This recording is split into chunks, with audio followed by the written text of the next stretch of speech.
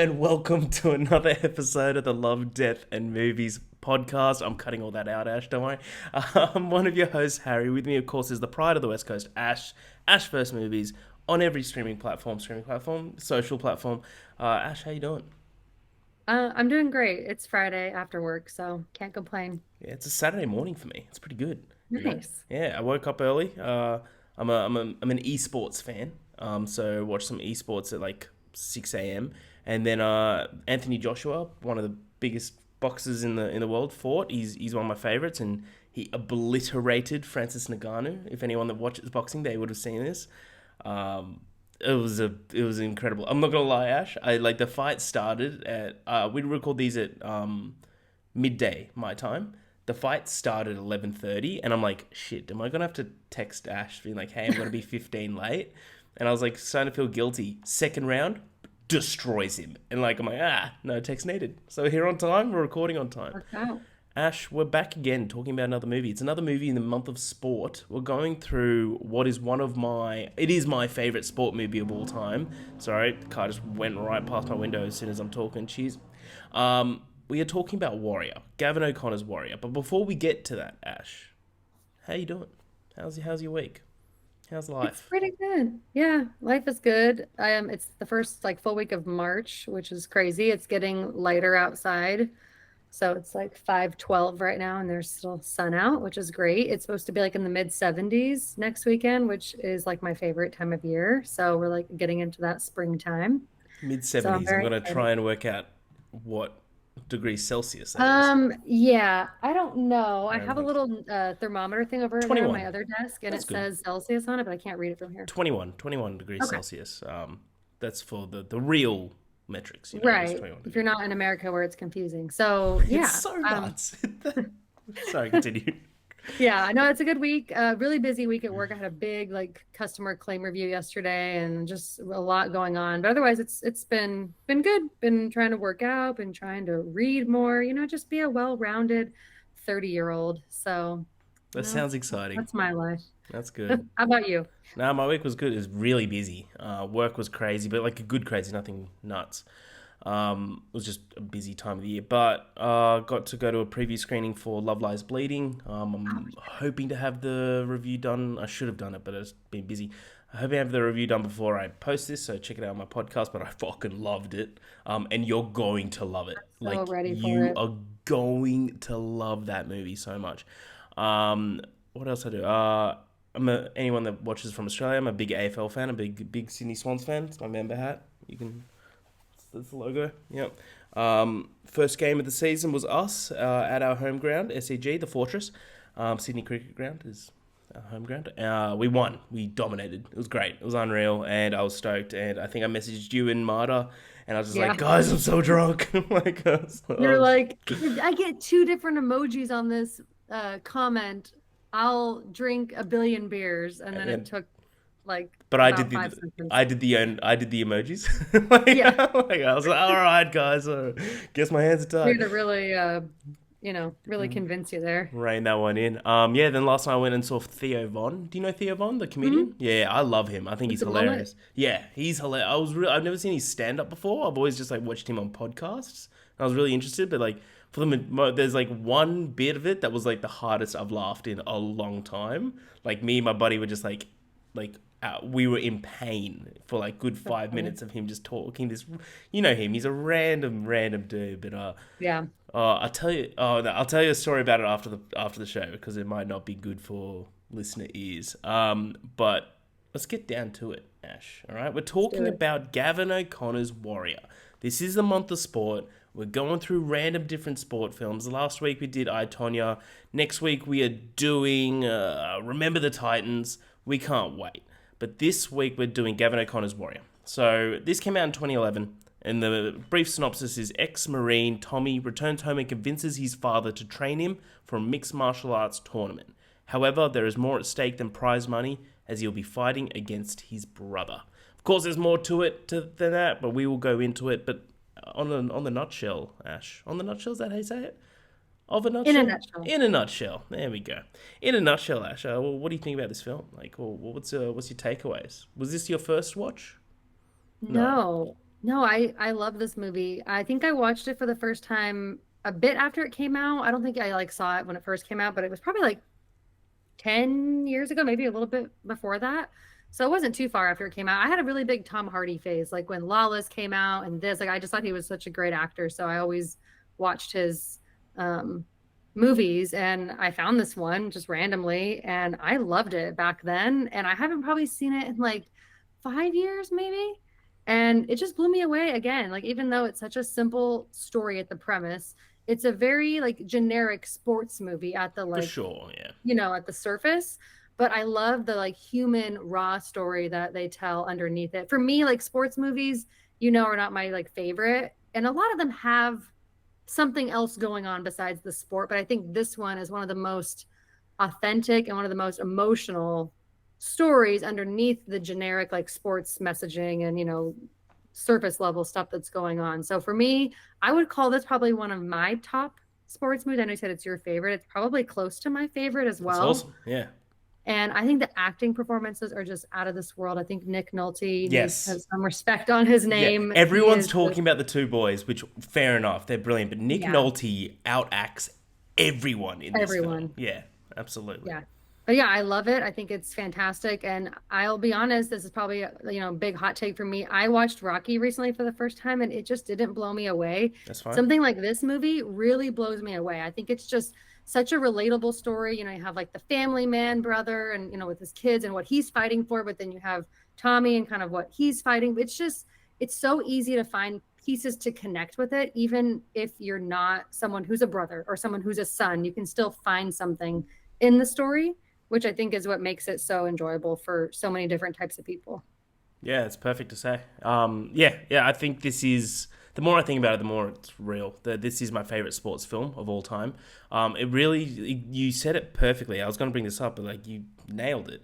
Is that this is more than a sports movie? That like I see this as a film of a broken down family with the sports as the background. Mm-hmm. Of like the sports connects them, sure, the MMA, but like this is about two brothers that are complete opposites that are like that their relationship is in absolute shatters, but they both Mm-hmm. live separate lives. One lives for his family, one lives for himself, and them coming back together, all with the sport being the background. Right, whilst like generic, this is has a very generic storyline, sure, but that I don't think takes away from the film in the Mm-hmm. slightest. I think this is the best generic storyline I think I've ever seen. But like you go to other sports films, it's just like we're looking for this team to dig deep and win. That's kind of it. Mm-hmm. And like other than Mighty Ducks, because Mighty Ducks slaps. But That's different. yeah, that's different. That gets a pass. That gets a I pass. think it's because it's also a sport where it is more individual, even though you have Yes, a coach and you have maybe something to really like fight for, people to fight for. It's different than like basketball or football or baseball where it is like a team sport. And I think I tend to like I'm learning that I like sports movies that are more centered around maybe an individual sport yeah, that has that like family brokenness or relationship brokenness, something going on that really makes it interesting and like makes it more than just a generic storyline. for sure. That might be. That's also why I think I wholeheartedly agree. I think that's also why we loved I Tonya as well so Yeah. much. Like I do love the sport one, like the group sport ones as well. Like we'll be going through Remember the Titans next week, which I think is a spectacular film. Which I keep forgetting. That's a fucking Disney movie. Like I Yeah. keep forgetting that. That's Walt crazy. Disney Pictures. Yeah, that's nuts to think about. But yeah, I think this movie is great, and I think that we're gonna only love it even more as much as we talk about it. But Ash, let's get into it. All right, I've got a Yeah. full breakdown. I've got it in a bunch of different parts. I'm gonna stop when I feel like we should stop. You But stop when your heart tells you to. oh, I will. Part one: Introduction to the Lost Souls. We meet Paddy Conlon, a disgraced father, ex-alcoholic, but a man trying to better himself. On his doorstep is one of his sons, Tommy Conlon, played by the incredible and destroyingly huge Tom Hardy. Paddy Conlon, sorry, is also played by the incredible Nick Nolte. So on his doorstep is one of his sons, Tommy Conlon, an ex-military man looking to rejoin society and find himself. We get a subtle look into his family's past as they're going around the house. Quote, must be hard to find a girl who could take a punch nowadays, what Tommy says to his father. Rough. Yeah. This right here creates the entire undertone for the film. This broken family built on an abusive father. A caring but damaged mother dies and leaves behind two brothers, but both incredibly separated. I believe brotherhood is the strongest bond in the world, and for this relationship to already be broken shows the absolute battle that these guys will have to go through to fix it. We get an introduction to Brendan Conlon, Tommy's brother. He's a teacher in Philly, married to the high school sweetheart, and has two daughters. Seems to have made it from the outset, and the look on Tommy's face shows absolute resentment. Tommy shows that he's never forgiven his father. Quote, "I think I liked you better when you were drunk," end quote. We jump to Brendan Conlon and his family. One thing is clear, they love each other, but they're also almost broke. Without knowing what happens, we already see the journeys. A man trying to refine his identity and a man fighting for his family. A man that only has himself and a man that is loved by everyone. Great opening, I thought. Part two, Mad Dog gets put down, like that one, and Brendan's mortgage gets body slammed, like that. There we go, like that one. We get to go see Brendan in his profession as a science teacher, specifically physics, and you can tell already that he has the respect by everyone around him. Everyone in that school loves him, even up to his boss, of the headmaster, who I always say, the dad from Transformers. And he obviously loves what he does. This isn't a story about like, I wanted to just go to MMA because that's my calling. That's what I fucking love about Brendan's character. He doesn't really want to do this. He does it because he has to, this entire film. We get to see Tommy in his natural habitat, which is war. So he's at the gym and offers to spar the gym's MMA prospect, Mad Dog Grimes. Guess they had a 3-year-old writing the script that day. Tommy absolutely obliterates him. His rage is what propels him, but he is secretly videotaped at the time. And he walks up to the coach and goes, "You owe me $200. Brandon's at the bank, goes to the bank, and he sees that his mortgage rates are going up. Him and his family are obviously under a whole lot of financial pressure. It's a simple story mechanic, sure. 90 days until they lose the house. They have a set amount of time. It's short term, 90 days. Hopefully they can find a quick fighting competition where they can get that exact amount of money. This is where we find out about Sparta. This is an MMA round robin style tournament that just would not be possible in real life, like at all. Like at all. This wouldn't be possible because there's a little thing called injuries. If you get kicked in the face and you get knocked out, you're getting a concussion. You're not going to wave that off in 12 hours. But for the sake of the film, this is great. This is where, Brendan is secretly fighting in parking lot MMA comps to win some extra cash. Brendan fights because he doesn't have a choice. Tommy fights because he knows he doesn't know what else he can do. So, Ash, what do you think about this start, this introduction to these characters? What do you think about this like family that is completely broken and like basically how these two brothers are complete opposites? Yeah, I think it does a really nice job. I love that it just starts. Like you just start with Tommy on the porch and the dad walking up, and it doesn't really hold your hand or take any time. It just sort of really like lets you into their life instantly, which I think really helps as a viewer, especially if it's more of like a story, like for someone like me who maybe wouldn't traditionally enjoy this kind of movie. I think leading with more the drama and the family, like brokenness, I think really drew me in instantly. I think that you get to see just how great the performances are going to be really early on. They're more subtle at first, but it doesn't take long to just really know, like, oh yeah, you're in for some top tier performances from these actors. Even the wife, I think she does a great job of I'm in love playing with her. that supportive, huh? I'm in love with her. Just letting you know, there's going to be a lot of references to her. That's fine. That's throughout. fine. Yeah. I'm happy for you guys. Yeah. I really enjoy her. I don't remember that actress's name. I'm sure when she tell me, I'm gonna be like, oh yeah.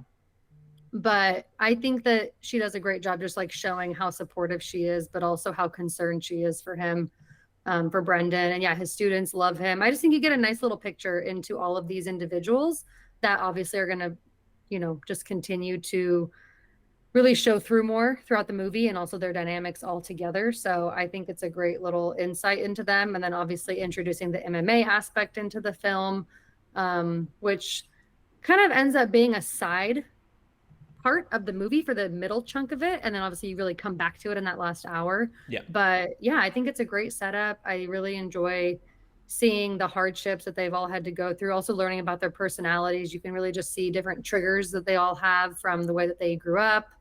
And you don't know Brendan and his dad are necessarily on the outs at that point directly, but you can just tell that based on who the father is, that both of his sons are not happy with him. But Tommy doesn't have a choice. He doesn't have anyone else to come home to. Yeah. So I think it sets it all up really perfectly. And I don't really have much to say about the MMA scenes or like the fighting scenes, but I think it's just a nice build up to what we're going to see towards the end. Yeah, I like you said perfectly. Like you see the performances already. That like Nick Nolte's main performance that he always portrays for this, I feel like is guilt. Like throughout it, Mhm. you can even just like when he's just taking it from Tommy. He's like Yeah. not biting back because like he's 1,000 days sober. He says that like Mhm. because Tommy tries to pressure him to have a drink. He's like, come on, I'm his son. Like let me have a drink with my old man. He's like no, I'm 1,000 days sober. I'm not breaking that. Um, which is respectable. Like to be an alcoholic and get to 1,000 days is incredible. But like, of course, like That's like 3.5 years. yeah, that's nuts. And like, but like, we can't really speak on the stuff that we haven't seen. But obviously, that he was an asshole growing up. He was a like there's a reason why the families are not there, and it's because of him. And I think he knows that. I think now that he's sober, he's come to realize that. And so everything Tommy's saying to him, I feel like he thinks that he deserves it, and that's why he kind of just sits there and takes it. And the Nick Nolte being Nick Nolte, he just portrays that perfectly. I love it. So the wife is Jennifer Morrison, and you know Yes. her from being in House, the show. Oh, okay. Yeah, Right. that's her big show. She was also in How I Met Your Mother. Oh, okay. Yeah, she was one of the girls that Ted Mosby goes for. She's the one that was. Do you ever watch How I Met Your Mother? Yeah, I did. Yeah, I definitely think she's more of a TV actress. That makes Yeah. sense what you're saying. And the name sounds familiar. Yeah, she's very pretty. Do you remember the it was the activist that was like trying to shut Oh, down okay. him redoing the hotel or something. Yeah, yeah, She was yeah. dating Okay. the I do briefly captain. remember that. Yeah. She's spectacular. Let's move on. Part three. Tommy needs a coach. Tommy approaches his father as he wants to start fighting and needs a coach. He makes this clear that this will have no effect on their relationship. This is business to him, not a family. Patty agrees, but only if Tommy gets clean, because this is where you see that Tommy actually has an addiction of pain medication Hmm. or prescription medication, which is a tough addiction to have. So Yeah. for him to be like, "Yep, sweet, we're doing this. You're not taking any of those pills ever again." I kind of love that point of like that. It again is as what you said. It just drops you in it. There's no like precursor. We could have had like another 15 minutes of Paddy being like, "Is something wrong? He's acting a bit," and then like finding him like taking the pills and stuff. It's just like, no. I heard them in your pocket as you're coming through the door. 3 shakes. I love that. Addict knows an addict. Yeah, so good. That's yeah, well done. Um, so yeah, then we go to Brendan. Brendan gets suspended for coming into work with a black guy from the parking lot fights. It's obvious that his boss really likes him though. He's trying to fight for him. He's just like, my hands are tied here. Like there's nothing I can do. And he's like, you're acting like one of those monsters that get in the cage or animals. One of those animals. He goes, I used to be one of those animals. And then like he's about to see the superintendent. He's like, UFC, huh? He goes, yeah. He goes, son of a bitch. Like I already love that relationship so much. Hmm. Brendan and his wife, who's an absolute smoke show, discuss and agree for Brendan to go traveling to different amateur fight tournaments to get cash because he got suspended from work. Overseas in the Middle East, soldiers crowd around a computer and watch a video of Tommy beating up Mad Dog Grimes and suddenly recognize him. Brendan gets Frank Grillo to train him. In my opinion, a worthy choice. He has the what's it called slogan that he keeps saying over and over again of "move or die," and I quite love that. Both in and out of the ring. Paddy shows up at Brendan's house unannounced. He is not welcome, obviously. He tells him that Tommy is back in town and they're training together. This scene shows the absolute fallout of their past, as you were alluding to, Ash. We don't know this relationship between the father and Brendan, but now we do. It's not just the relationships with their father that is broken, it's the brotherhood that is broken as well. Paddy asks for forgiveness. All right, Pop, I forgive you, but I do not trust you. Love that. Part 4. Tommy and Brendan get into Sparta. Well, yeah, Tommy gets into Sparta. His coach somehow gets him in there because connections, I guess. We find out that he is constantly checking in with his military brother's family. He takes his responsibility to take care of them after his comrade died, which I automatically kind of opens up your eyes for who Tommy is. Because at first you're like, Mhm. Tommy is only fighting for himself, Brendan's fighting for his family. It's like, no, they're kind of both fighting for their family. Yeah. Um, Brendan is training and taking over the amateur comps. We get a dual montage clip, which I loved, with Brendan and Tommy. Brendan is one of structure and professionalism, listening to calm music and having a coach that mentors him. Tommy's taking his training to the streets and is completely rugged and dirty and just using anything that he can find and turning it into training. Frank Grillo, I'm not gonna call him. I know his character's named Frank. I'm always just gonna call him Frank Grillo. Just letting you know. Frank Grillo's champion fighter gets injured on a hike.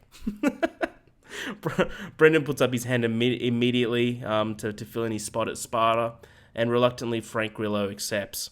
Brendan is going to Sparta, even though he didn't discuss it at all with his absolute fire on two legs of a wife. But what a healthy relationship that is. I'll treat you better. So Ash, well, what do you think of these scenes of like basically Tommy going to his father, asking him to become a coach? Like, what do you think about that? How that relationship's turning out to be, and of course, them finally both getting into Sparta? Because I do believe like Brendan's story is a lot more cliche than Tommy's, of course, but you kind of need that. Yeah. But yeah, what do you think? Yeah, I think because he's kind of I take Brendan as representing more of like the underdog in this situation. I don't know if that's the correct way to interpret it, but because he's like the high school teacher who obviously has prior training, but has like the family to fight for, I feel like he's got more at stake, maybe, or Yeah, it seems you're that way. correct. So I think Absolutely. that's where the cliche aspect maybe comes in. Is this the section where he has the conversation with his smoke show wife in the bathroom? He's on the bathtub and he's sitting there That would and have she like kneels been down. Is that that when they're talking about? that would have been yes. This would have been because Yeah, this was after he got suspended, and then they right. basically agreed for him to go. Yeah, Yeah. when she's like, That's like one of my oh, favorite scenes. I yeah. love that. Not just because she's wearing underwear, Harry, okay? Come No, I'm on. saying what she said. Uh, Whoa, whoa, like I'm just oh, kidding. wow, yeah. No. Well, oh, I must But have yeah, missed I that do scene. love I'll that go moment where they rewatch it. just kind of have that like husband wife conversation and she just kind of kneels down. Like you can just tell the care that they have for one another. And as much as like It's a great you might relationship. yeah, you Communication. might think that he wants to be like secretive about it. He does care and he does want to share with her, but he's also like afraid because he Yeah, has all this like the money stuff on the line, which I think he's also trying to protect her from. So I really love those moments with them. But yeah, I think him getting his dad to train him for Tommy, I think makes sense. It does seem a little bit interesting that he's so hard on his dad, but he's like, hey, you have this skill that like you can help me with, like this can benefit me. So even though I'm so mad at you for all these things, I can still benefit from this relationship. So it's a it's a business. little sad, I Yeah, guess, because it does feel like he's kind of using him. But I think the dad sees it as an opportunity to spend time with his son yeah, and try to mend things. So of course he's gonna do it. And I think Tommy is kind of his. You can kind of tell it's like his pride and joy. This kind mm, of comes up later, but it's like that's like the son he thinks of first. It's kind of the impression that I get. So um I think he's willing to do anything for him. And obviously he feels like he was kind of abandoned and hurt when he was younger. So he's also the younger son. So I think he feels like a sense of wanting to protect him. So yeah, these scenes just really keep like building up these relationships these characters have and obviously building us to that final event in Vegas, I believe it is. yeah. So yeah, I think these scenes are great. Is it Vegas? Yeah, Frank Grillo. I just think of Captain America, Yeah, Is it Rumlow or I don't know what his name is. yeah. Yeah, I think it's Rumlow. It's something like that. But I just think of him in all the Marvel movies whenever I see him. But yeah, he's great. I think he does a great job as the coach here. So Yeah, I love their dynamic. I think it's Atlanta that they're in because they're at a beach. Oh, you know what? You're probably right. Is I don't is know it, why I was thinking Vegas. I was thinking all no, the but hotels. with there's a Caesar's Palace in that's where they Yeah, kind of fight at. So it's very, but like I'm pretty sure that you're is right. it There is is an Atlanta on ocean front. water? Because I'm terrible with I geography. mean, there's lakes, but it's not on the water. It's probably in, you know what, Sparta was in a fictional city. It was Yeah, we're just gonna pretend like we don't, it doesn't matter. But yeah, yeah, anyways, I do love the buildup that they do here. yeah, for sure. I like the way you put that. I see the Paddy kind of automatically agreeing to be the coach, like kind of like because he owes him. That's how I kind of Hmm. saw it. It's like this is a transaction sort of relationship right now. Like Maybe there's that no guilt again that you were talking about. yeah, because it's obvious that like he knows what he did, and he very much is just like I know. Like he admits it multiple times that he fucked up, which it's a type of thing that when you do, like, it's a type of thing that he did that, like, not one apology is ever gonna be okay with this. Like, Hmm. he ruined lives. But yeah, like the conversation in the bathroom with Brendan and his wife. The like yeah, there's the element that he was lying to her about, like, not going to be the bouncer because the bouncer job was paying $9 an hour. But it's also like, I saw it as, wasn't lying to her, as like he already knew the conclusion. Like, they both knew that they're losing the house soon, but he already knew the conclusion that he has to do this. This is the only way that they're able to get short term cash, and he knew that she wouldn't be okay with it at first, but she would eventually come along to it. You know, like, it's their last option. Like, this is, Hmm. he knows how to do it. He was in the UFC. This is their last option. So like, he kind of just like, we need this now. I'm just doing it. She'll pick up, sort of thing. So like, again, that's not entirely healthy, but it's like this is a last resort sort of term where, like, they got Yeah. 90 days. Like, there isn't enough time for a perfect Right. communication I mean, they're relationship. not flawless characters, right? They're No, going to make decisions, but it's a very realistic situation for a marriage going in that, direction with losing a home and you're desperate and he has this past that could help them now. So it's not out of the realm of possibility that that would be something that somebody might go through. And yeah, you're not going to maybe be honest up front, but eventually they have the right conversation to get on the same page, which is the important part. we've all had a past like that, haven't we, Ash? Oh, Yeah, so, totally. oh my god, yeah. But just to add on to your point, he's very much the underdog. Exactly like him being like a science teacher turned fighter. Like, he's going up against the best of the world. Like, there's a line that about to say, but is like basically fighting who's the best in the world, and like, for this teacher to go into the mix is kind of like a, it's kind of a gimmick already, but it happens, you know. It happens. There's like a quick side story. There's a fighter in Australia called Justin Taffer, and he's a great fighter. He's really good. He's not like top yet, but he's up there. And he was supposed to fight a couple weekends ago, in about 3 weekends ago, in UFC. But the day before his fight, he got injured, and they had two options. One, just pull away from the fight, cancel it, or they went with the second option where his younger brother stepped in and fought for him, and which is hilarious. Younger brother got bodied, like, got fucked up. But everyone's just like, everyone, like, he immediately was like $10 odds. Like, everyone knew he wasn't going to win, but it's like that Australian grit of just like, I'll do it, brother. It's like, and yeah, his leg got wrecked. Oh But then man. he's like fighting his fight in the next couple of weekends. But it's kind of like that sort of fight that like, it's the everyone cheers for an underdog, and that's Hmm. kind of what this whole film is kind of based off. Yeah. Part Yeah. 5, Sparta's arrival. We get to see Sparta for the first time at that fictional town by that sea. We get the quote from the founder of Sparta. He's like, "Growing up, we all wanted to know the toughest person in the neighborhood was, right? Well, I want to know the toughest person on the planet." Brendan and Tommy see each other for the first time, which could have been in years, which is great to see. This is 90 minutes into the film, or like around there. Hmm. Still an hour to go. So this brief moment of vision, no communication, shows so many things. So Brendan has a face of regret, and Tommy has a face of resentment. News reports revealed that Tommy was a hero during his time in the military, saving an entire platoon. I couldn't read that word for a second. Platoon from certain death, but for some reason he just does not want to talk about it or acknowledge it. The two brothers meet on a beach. I love this scene. I think this is one of the best scenes in the whole film. Hmm. It's a brilliant scene of pure emotional release. Elements of abandonment, resentment, guilt, anger, but still a small sign of love. Brendan left Tommy when they were younger to be with that absolute festival headlining act of a wife. No forgiveness was given that night. I do love the like. Tommy's just so set in his ways in this scene, where like he's just like, here, look at the photos of my daughter. He's like, I don't know them. He's like, I know you don't know him. He's like, well, why you show me photos of people I don't know?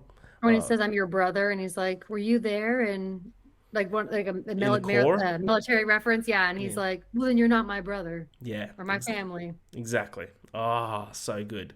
Um, I'll leave it there because I got to. We're getting into the fights after that. And I feel like we should separate the fights. What do you think about this scene, like this amp up of just like sure we get to Sparta. Sparta is what it is. It's kind of like it's not a MacGuffin, but it's kind of like a setting MacGuffin of this whole film of just like a round robin tournament that we're all going to. I Yeah. wonder what happens, sort of thing. It's But like the just like whole thing is set up obviously just to get to the conclusion of the two yeah, brothers fighting each other. it's a plot device Um, I for thought sure. you were gonna say this is Sparta whenever Oh you said this section. damn it! I fucked up. Um, yeah, I think the beach scene is really great. My favorite scene is coming up. I don't know if you're going to get to that next with him and his dad, but I think that this is definitely up there. It's really heartbreaking. It's hard to see two people who you just kind of want to like give each other a big hug be on such opposite, sides of where they're feeling. It's like Brendan's wanting that closure of maybe like moving forward. Yeah. Tommy's just not interested, and is really fighting it. He's kind of got that tough guy persona where, he's going to stand his not ground and his resentment and just, not let anybody in. And I think that Brendan's at a point in his life where, he's a family man now. I think he'd be willing to sort of move things forward and try to be better. And they're just at different places. So yeah, it's really heartbreaking. And I think it's a really great scene. Yeah, that's perfectly put. Yeah, I love this scene so much. I know the one that you're talking about. I think the sad one. I'm hoping, which There's two, but they're back to back. So yeah yeah. yeah which I'm pretty sure I will be. I've got notes for everything. So but yeah that scene though is just like it really just it, I'll. It's hard to describe. They're like this whole relationship. You kind of already know it without even seeing it for 90 minutes, which is really impressive. But just this one small section just shows so many signs of just like compassion and guilt and resentment Mhm. towards one another. They're like you just it like the biggest relationship in my entire life will always be with my brother, and like so movies about brothers, I'm always gonna like plus one, Mhm. in any score that I give. So like this shit just like it already hit me of like my brother's got two kids, and like if like this ever happened and he's just like look these are my kids and I didn't recognize them, that would kill me like so Mhm. that already is just like this sucks. And yeah this scene hit me hard. But we go on part 6. War begins. Ooh. Tommy has his first fight. He's an unknown. No one knows who he is, Tommy. I mean, everyone is doubting him. Sure, he ripped off the door of a tank in the army, but that tank doesn't hit back. No way is he going to win. Oh, wait, one punch knockout. Tommy's out of the ring. No, not even a sweat broken. Gone. See ya. Brendan and Frank Grillo make their fight walk. Everyone is doubting him, like as if they completely forgot what happened literally 5 minutes ago. Brendan gets the shit beaten out of him in the first round. Second round is a different story. Brendan taps Midnight, this acclaimed fighter, who's a real fighter, by the way, Anthony Johnson. Paddy cheers from him from the backstage. A montage of quick fights for both Tommy and Brendan. This shows how Tommy finishes each fight with rage and knockouts. Brendan finishes each fight with Withering the Storm, patience, and submissions. Paddy and Tommy talk in the casino. Is this the one? I'm thinking this is the start of what you're talking about. Mhm. Tommy reveals that he was deserting his unit when he saved the military platoon. This is why he took his mother's maiden name. Paddy tries to show him compassion. Tommy pushes him away and obliterates him verbally. He says, I think I liked you better when you were drunk again. The emptiness in Nick Nolte's eyes shows that he is by far the best actor in this entire film. Hours pass, and Tommy finds Paddy completely drunk in their hotel room. He realizes that his rant to him pushed him over the edge and made him break his 1,000 days sober. Tommy takes a bottle away from him and helps him into bed and holds him while he falls asleep. This broke me. This was a tough scene. But we Yeah. move on. Part 7. The Legacy Fights. Tommy fights Mad Dog again. Remember Mad Dog from the beginning of the film? Yeah, him. Love how all of the Marines in the stadium give him a United States Army song for the walkout, because Tommy very much is like, get in there, get out. This is nothing but a business to him. Mad Dog vows to win with one punch. Won't happen. What happened before won't happen again. And Tommy destroys him once again. Another 10-second fight. Love to see it. He's out of there. Brendan versus Kurt Angle. Cobra. who's actually Kurt Angle, which is hilarious because he got huge for this. Kurt Angle playing a Russian. Okay. No shot he's going to win against this enormous Russian. Oh, wait. His absolute angel made out of hellfire of a wife is sitting in the second row. He's got this easily. This fight goes as expected. Brendan gets absolutely pulverized for 2 straight rounds of a 3-round fight. Frank Grillo gives him the pep talk of a lifetime. You don't knock him out, you don't have a home. Let's fucking go, Frank Grillo. That's what I've actually said. Let's go. Brendan raises against this Russian bear. A back and forth round, and Brendan finally gets an opportunity to get him in a leg lock. I don't know exactly what the leg lock's called. I know they mentioned it. I missed it. I apologize. Frank Grillo is screaming at him to break his leg, and Brendan Conlon has tapped Cobra. The truth about Tommy's desertion is made public. With that, his official last name is also made public. And with that, the truth of how Tommy and Brendan are brothers is made public. This is now different, and I'm already crying. Quote, what are you going to do? I'm going to fight him. I love this. I went to a premiere for The Boys in the Boat. It's a George Clooney directed film, at the beginning of the year, and it's starring Joel Edgerton. And I got to do a Q&A with him, and I just asked him. I kept asking him about Warrior, and he's like, "I'm not doing a sequel to Warrior, okay?" I was like, man, because he said that he ate so much chicken, and he never wants to eat that much more ever again. He's like, apparently, because there's a scene in the last fight that I'll mention it. He's stacked, Like that smoke show of a wife is lucky. Like looking at what she's got, like holy smokes. But Ash, let me know what you think about this back and forth war. Of course, the scene with Tommy and Paddy breaking his sobriety, and of course the legacy fights kind of leading up to the big one at the end. Is Tommy's fights are just Tommy's fights; they're easy, but Brendan's one of it's for me. Oh, sorry, I'll pass on in a second. For me, Brendan, Tommy's fighting is just pure rage, and he's just going through opponents. Sure, Brendan's never gonna he blacks out before he taps out sort of mentality, where he's fighting because he has to. He's fighting for his family. He's got no other choice but win. Yeah. So he's going up against the greatest fighter of the world. It'll be like the John Jones of that world. And for him to be able to tap him is that's never been seen before. I think that is in itself is the story rather than these two brothers as well. What do you think? Yeah. I mean, as far as all the fighting aspects of those sections, I think kind of exactly what you said. I think, Tommy's fighting because he's an angry guy who's got a lot of built up resentment and rage. He doesn't know how to use his emotions properly and process his trauma. Needs therapy. And Brendan's, what? He needs therapy. Yeah, exactly. Which we've said many times about so many men in movies, right? And Brendan, yeah, like you said, he's fighting for something very specific.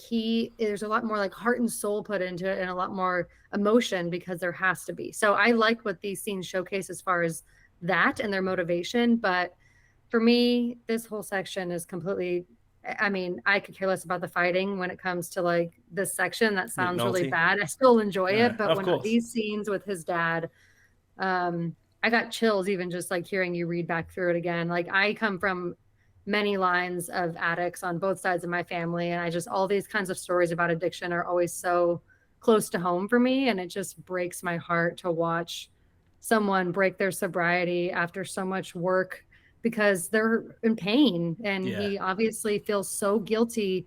In that scene where Tommy throws the coins in his face and they land all over, I mean, I was silent for so long after that because I was just holy shit, I feel like I was in the room with them. This felt so real. It didn't feel like an acted scene.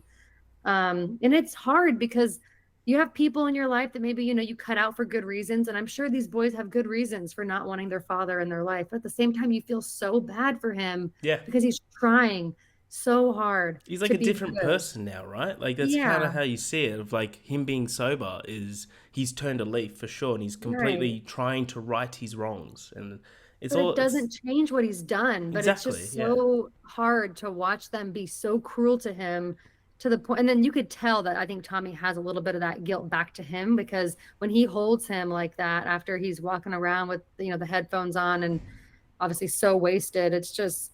it you can relate to it when you've been in a situation where, you've had to kind of hold the hand of an addict or kind of be there when you didn't want to be, for somebody who's done things wrong. So I'm not going to go on anymore because I'll get too emotional. But yeah, I love those scenes Yeah. so much. No, yeah, that scene though where he threw the coins at him, the just that look on Nick Nolte's face, I'm like, Hmm. just give him an Oscar, honestly. Right. Like he is an exceptional actor. He is incredibly underrated by now, like today's crowds.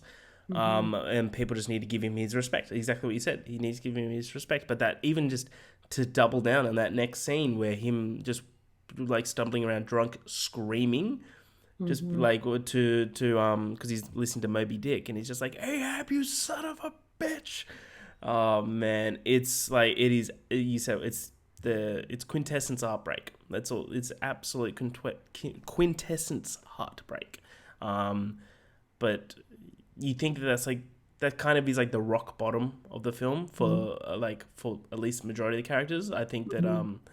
I think that Tommy does go a little bit further in the rock bottom. But that right there is just like a we need a Tommy's look in his face is like a this is broken, we need to fix it sort of thing. Hmm. He's kind of like accepted that like he's pushing it all away and he's kind of seeing the human beyond the memory of him in a way. Yeah, that was like the first moment he really embraced any sort of real feeling outside of his anger. I feel like in that moment when he kind of holds him in bed, that I was think that's the like, first time they touched as well because yeah, he put his hand on his shoulder about to lead him out. He's like, "Don't touch me." yeah, exactly. Yeah, yeah, interesting. Well, part 8 and last part. I call this. This is good. I call this the Battle of the Brothers. Ooh. Like that, right? That's good. This is it. Two opposite brothers, two opposite fighters. They go to war. What's going to happen when an unstoppable force meets an immovable object? Everything is on the line. Winner takes all. Brendan's fighting for his family. Tommy's fighting for the family of his fallen brother at war.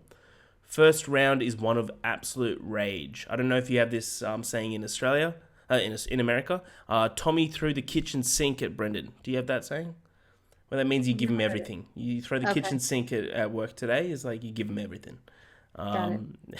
Um, thinking back about it, it makes no sense. But and even finishing with a cheap shot after the bell. Tommy's absolutely blinded by rage. Second round is no different. One of pure war. And one of my favorite quotes from this whole film is the commentator, "Here we go, Mom. Time to lock up your china. The boys are at it again." I love that. It's so Why does that guy good. look so familiar, by the way? Is he a real announcer? Yeah, Oh, yeah. They used all of even the ref. Like yeah, it's great. Years of resentment, hatred, and jealousy let out in 2 rounds. Brendan gets Tommy into an armbar and pops his shoulder. Tommy looks around. He sees the Marines. He finally kind of embraces the support. Then when he's just like staring at them as they're all cheering him on. Brendan doesn't want to fight him anymore, but he has to. He desperately pleads him to stop fighting. Tommy only advances because he only knows war. He doesn't know peace. It's only now that I realize that Joel Edgerton is absolutely jacked to the tits. That's what like, he is jacked to the tits. Dude, he's jacked. There's one scene where it's majority like sure the lighting helps, but like he's got like 17 pack, and you're like, where did this come from, Joel? He's unreal. So Tommy asks Tommy asks for some more before the end of the round. He's like, come on, come on. And Brendan gives it to him, and they go back to their stools. This is when About Today by the Nationals starts playing. Brendan sees Paddy has turned up also in the crowd. His only intention is seeing if Tommy is okay, and I am crying. It is what it is. What it is. It is what it is. Mind your business. Sorry, I wrote these jokes and kind of fucked them up. Then they raise up one more round. Tommy's destroyed. Brendan doesn't want to do this. He lowers his fists, but Tommy beckons him. Let's make this quick. Brendan knocks him out from a kick from the gods, or knocks him down with a kick from the gods, and gets him into a chokehold. And this right here kills me every single time. He's like, I'm sorry, Tommy. I'm sorry. Tap, Tommy. It's okay. It's okay. I love you. I love you, Tommy. Tommy taps. The crowd erupts. Everyone watching around the country, everyone erupts. I can't see through my tears. Brendan waves the officials away. This isn't about the sport anymore. This is two brothers. He just wants to be there for his brother. He wants to get his brother out of there. Arm in arm, they exit the cage. They enter the new beginning of their life, once again as brothers. Paddy's there, smiling. They're a family now, Tommy and Brendan. But one thing's for sure, they'll always be warriors. Like Ooh. that, right? So what do you think about this ending? This fight's so good. What do you think about this fight? This ending? Yeah, it's epic. It's emotional and intense, and I think the build up to that final moment of when he's just like talking at him, and it's like they're almost like hugging via fight, like Oh the yeah. first embrace they've ever had and since they were teenagers, maybe, or maybe ever, I don't know. But yeah, it's very emotional. I think that the final moment when they walk away, even, I love that. How many movies do we know that, like, we know a character is building towards something, they're going to get money, they're going to do something, and then we see their life after that moment? Yeah. I Nothing. hate that shit. I mean, I don't hate it in every scenario, but in dramas, I hate it. It's like, I Yeah. just want to end on an emotional moment. And this movie does it perfectly. They just walk away and that's it together, like holding like each other. And I think that is the perfect ending that this movie could have had. It's so powerful. We don't care what happened after. We know his house is going to be fine. We know his family's going to be fine. So I think he would have divided the money so that he could give because Tommy would probably, have told him that this would have been for the family of that, and he's like, cool, he's 2.5, give it to him. yeah, yeah, I'm sure. But it's like, you don't need to see all that. Like, You we don't can just, like you just leave the we audience kind of where it already is. we kind of know from just knowing these characters. So Yeah, Brendan's not going to be like, you're not getting a cent. Like he's not going to ever right, say that. Like right. yeah, like, I absolutely. think by the end, what I love is that it feels like all of these characters have kind of healed in a way. Yeah. They've all healed from something in their own way. And I just think it's really powerful. I think it's just such a raw human story. Like I said at the beginning, I love this ending. Amazing performances again. And yeah, I have no complaints with like the last 15 minutes of this movie. I think it's perfect. I love the how Joel is taking him out because I see that it's Joel Edgerton, of course, Brendan, because it sees how Tommy's finally accepting someone can protect him. That he's Hmm. always just been like he doesn't want human touch. He's very against any type of Right. relationship because he's a marine. The only like relationship he knows is with the people in his corps. What's up, Scooter? People in his core. But like him, literally, like we've got on like in our background on the screen that like him embracing Joel, or sorry, Brendan. Just you could see that like once again they're brothers, but once again he's like let down his guard because Hmm. entirely what you said that they're finally like healed. Like people have healed in this one scene. But I also love how they ended here because that is like it's kind of a cheat code for what Gavin O'Connor did. That like you could have put just like an easy like dinner scene after or something, and you could see that they're all Yeah. having dinner together. Like not about the money or anything like that, but like that they're together. But leaving it there when everyone's just like in the middle of heartbreak leaves like lets you leave that film on the one of the most pivotal moments of Hmm. emotion that I think is so smart and like so needed to do as well. Uh, Agreed. Fucking love this movie. So that is Warrior. Ash, as a whole, what do you think about this film? And give me a score. Yeah. Again, I think it's just such an amazing sports film for someone like me, especially, or people who maybe aren't as into the actual sports aspects. I just think that the emotional weight it carries and the broken family that can be so relatable for so many different reasons and for different types of people, I think is so special. I do love a good movie about brothers. Obviously, I loved Iron Claw, gave it 5 stars Oh instantly. yeah, So, I mean, this is just a type of story that, and I have brothers, even though I'm the only girl, sister in my family. So I think maybe that's why I love it so much. But how many brothers do you yeah, have? I just think it's, huh? How many brothers do you have? I have two older brothers. Oh, so you're protected. Like you are protected. Yeah, I mean, I wouldn't say they're the traditional protective older brothers, but yeah, in a sense, Yeah, I am. nice. But yeah, I love this movie. I think that it is very unique in the sense that the story it tells underneath the generic surface level storyline. So I just think it's really great. I think the acting performances are top tier. Like I said, Nick Nolte, my favorite, Yeah, and I give it 4.5 stars. that's great. Yeah. It's not a surprise. I'm giving this 5. It's not a surprise. This is my favorite sports film. I love everything about it. It's also because I'm a huge UFC fan. Hmm. That like I love seeing UFC done well in a film as well. Shout out to Here Comes the Boom, starring Kevin James. Um, but everything about this movie that like it makes it the backdrop, and it's a story about two brothers and like their relationship. Like you don't even really understand if the relationship with their father is mended yet, and it's like it's kind of doesn't matter. Like it's just like he their that relationship with the father is broken because of the father, and like Right. it's like these brothers should still be together. Could have made them even stronger, and of course like they weren't because Tommy stayed with the mother, and Joel Edgerton chose to just go off with that trailer blaze. You know what I mean? Oh wow. Follow your heart. Wow is what I would say. Well done. Honestly, like I love my family. I would leave them in a heartbeat if it was for her. But I give it 5 out of 5. I think this movie is spectacular in every realm. I think it hits the emotional beats perfectly.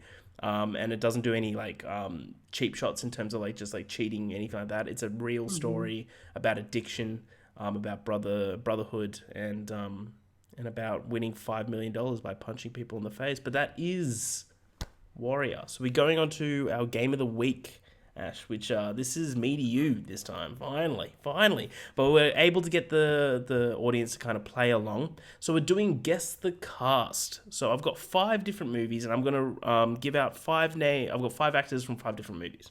So we're going to go movie by movie. One actor, if you get on the first actor, you get 5 points. You get on the fifth actor, you get 1 point. Tally up your points, see how you go, see how you stack up against Ash. So I'm Ash, nervous. these are all movies that you've seen. Okay, I and picked, question, are you doing the like normal method where like the first name you're giving, I should assume is not like the main yeah, actor? correct, yeah. Okay, Yeah, I'm not trying to trick you out here. This is very much like got it. the last name is going to be the most obvious one. Got Um, it. First film, number 1, for 5 points, Ash. Michael C. Hall. Also, Ooh, while you're thinking, we're giving Ash, I forgot to mention this, we're giving Ash 2 lifelines where, because sometimes okay. it's easier if you see the actor, that twice, only 2 times in this entire 5 films, is she able to be like, I'll look up that actor, and just not to Yeah. look up a filmography, just a photo, just to kind of see. Put a face to the name. Or how about Or yeah. I look it up and I'll put it to the camera. That actually, that's better. Let's do that. That Let's way do I that. can't even possibly cheat, even though Oh, I'm I wrong. trust But you, but like there's people out there that don't, actually, they don't yeah, trust. I know. Yeah. God. Okay, Michael C. Hall, if I Michael's remember correctly, this is the gentleman from the 80s films. Yes? Light hair. Okay, I'm gonna guess he plays the boyfriend in Edward Scissorhands, so that's my guess. That is incorrect. You were Okay. thinking of Anthony Michael Hall. Thank you. Okay, right. So we're gonna Um, move on. Michael C. Hall. Why am I blanking on what this man looks like? so Okay, go ahead and give me the next actor. for 4 points, we've got Michael C. Hall and Kyle Chandler. Michael C. Okay. Hall, Kyle. Kyle Chandler. Yes, he's that brunette guy. Okay, I can picture him. Ooh. He had a couple years where he was Oh my fucking God. incredible. Yeah. Oh my God, what did I watch not that long ago that he was in? Oh, I'm blanking so hard. I know he's like in Godzilla, but I don't want to guess Godzilla minus one. Um, He definitely wasn't in Godzilla minus one. I can tell you I thought that. he was. No, okay, maybe I'm thinking of something different. Kyle Chandler, he's Godzilla the minus brunette, one's a right? Japanese film. Oh, sorry, I'm You thinking think of Godzilla King of Monsters or whatever? yeah, thank you. Yeah. The Thank you. The one Universal one. with Yeah, Bobby Brown. Yeah. I gotcha. haven't gotten to see Godzilla minus one yet. Yeah, Okay. he's great. Michael Kyle C. Hall, Chandler. Kyle Chandler. Ugh, I am blanking so hard right now. You'll get it the next one. Oh, Wolf of Wall Street. Great guess? No, unfortunately. Oh, Great guess though. Great guess. For 3 points, Ash. Michael C. Hall, Kyle Chandler. I don't know why that name's keeping on tripping me up. Kyle tongue twister. Chandler, Jesse Plemons. Oh, um, oh, Jesse. Oh, is this game night? This is game night. Yes, Okay. nice. Well Who's done. Michael C. Hall? Will you show me a picture real He's quick? Dexter. You know from the show Dexter. So he's the Oh, bad guy at the right. end of the film. Okay. Yeah, I forgot Kyle Chandler was in that movie, I'll be honest. yeah. So, He's the older brother, right? Yeah, yep. yeah. All right. So Nice. you're on 3 points. Well done. Number 2. I'll be surprised if you get this in the first one, to be honest. Number 2, 5 points. Sydney Sweeney. Sydney Sweeney. Sydney Sweeney. Okay. Okay. I like Um, Sydney Sweeney. Big fan of her. what? You are? Yeah, big fan. Yeah, I'm kind of indifferent to her. How dare you? She's never really done anything that really has like wowed me performance wise. She walked past me at a AFL game once. I'm sure you noticed her. It was her and Glenn Powell because they were about to film a scene for Anyone But You. Because Oh, nice. yeah, I definitely noticed her. I don't know how you couldn't. Yeah, I did. Let's see. Okay, Five. movies that she's been in. Movies that she's been in. Sydney Sweeney. God, she's been like a side character in something, but I'm blanking. Oh, wait, is it Once Upon a Time in Hollywood? What a pull. What a pull. Yes, it is Once Upon a Time in Yes. Hollywood. 5 points. Well done. Can't trick me. Because I was going to go Al Pacino, then Margot, then Brad Pitt, then Leo. Well done. Absolutely. Holy smoke. She's out of the gates. All right, Ash. You're going well now. Movie number 3. 5 points. Ian McShane. Ian McShane. Yes. I might need a photo a friend here. Okay. All right.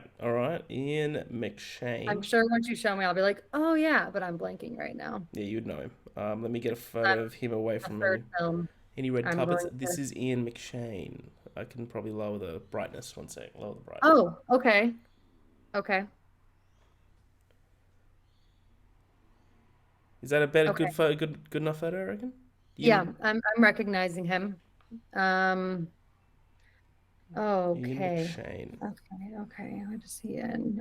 I'm picturing his face. I'm picturing his look in the movie that I'm thinking of, and I'm drawing a blank. I'm drawing an absolute blank. Is he in John Wick Chapter 4? He was, but this isn't the film. So he's Okay. the you are thinking of the right guy. That's the Continental manager. What's his hmm name? The head of the Yeah. Continental. Forgot his name. Sorry. For 4 points, we've got Ian McShane and Seth Rogen. Oh, Seth Rogen. Okay, so Seth Rogen's not like the main actor in this. Still can't believe you got Sydney Sweeney. That's really impressive. That's really I impressive. know every single actor that's in that fucking That's Spawn really. ranch that's I known. I know him. Victoria Pedretti's there. We got fucking Elle Fanning is there. Harley Or Quinn no, sorry, Smith Dakota as Fanning. well.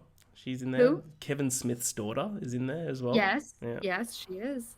Saw your I'm gonna eyes light up. It's hilarious. guess Dumb Money. I don't know if that's right, but I'm gonna guess It's not correct. Good guess though. 3 points. We've got Ian McShane, Seth Rogen, Dustin Hoffman. what the fuck? Dustin Hoffman and Seth Rogen are in a movie together? Yep. Oh my God, I'm blanking so hard. Mm-hmm. Seth Rogen, what have you been in that's not just like a pure comedy? Or maybe it is a pure comedy. Seth Rogen, Dustin Hoffman. This one's a bit of a tough one. Like, you'll understand. Pineapple Express. No, it can't be that because he's like the second main person. I don't know if that could possibly be it.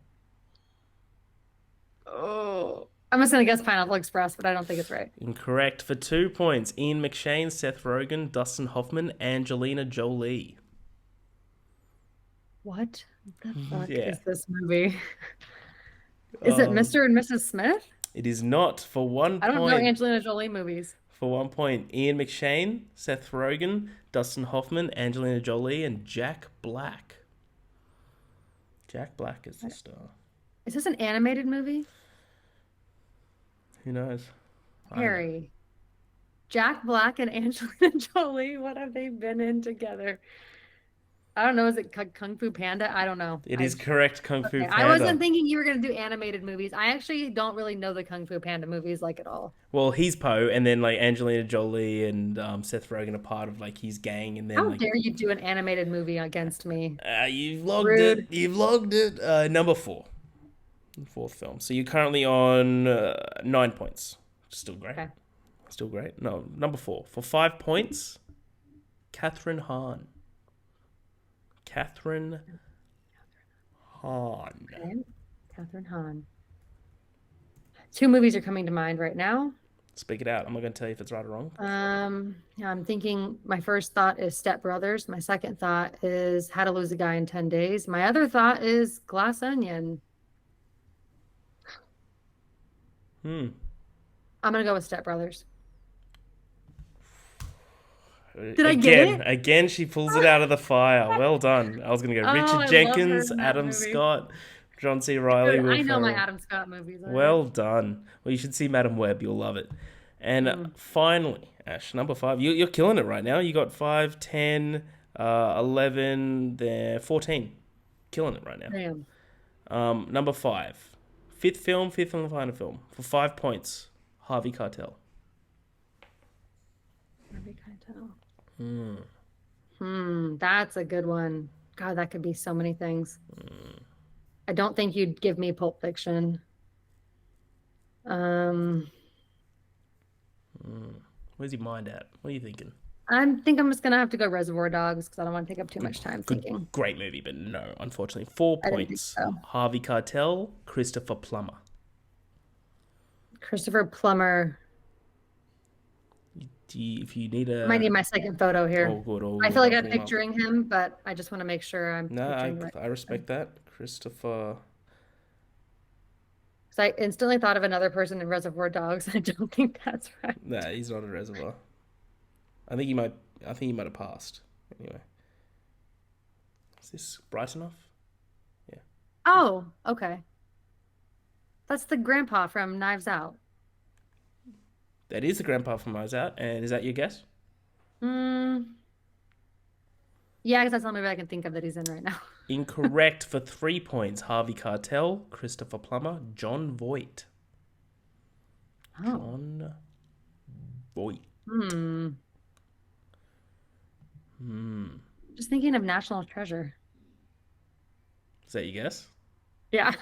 Correct. National Treasure with 3 points. Yeah, well done. So Harvey Of course you Keitel would. Harvey Keitel is the detective that's chasing them. He is, you're Christopher right. Plummer is the grandpa at the beginning of the film. He's like, But "You I must knew be the texting dad. that." Yeah, and then John Voight, and then I would have had Sean Bean, and then Sir Nicholas Cage, Esquire the second. Well done. So all in all, you got 3 plus 5, 8 plus 1, 9 plus 5, 14 plus 3, 17. That's unreal. Well done. Out of 17 25 out of total? 25. That's great. You got 2 5 out of 5s. Like, walk out of that. Yeah, you're walking out of I'm that telling you, with a Tyler swagger. C. Whitmore, put me on your show. Yeah, do it, Tyler. You coward. You won't. Nah, do it. You're a good guy. That is the end of the episode. I don't even know what episode number is. This 22? Episode 22. Wow. I'm feeling 22. So Christ. I'm gonna, You Swift fan over here. yeah, I edit these and I'm definitely leaving that in because I'm going to forget about it. But that is the end of episode number 22. We are in the middle of the month of sport films. Next week we'll be watching Remember the Titans. We will be watching it this time. I know we said it a couple weeks ago, but we will be watching it this time. But yeah, until next time, follow us on everything. We're available on Spotify, YouTube, Apple Music, of course. Follow us on all of our socials, TikTok, X or Twitter, however progressive you are, Instagram, you name it. Follow us on all of our socials. It'll all be in the description. But until next time, I'm Harry. This is Ash. This is the Love, Death and Movies podcast, and we'll see you at the movies.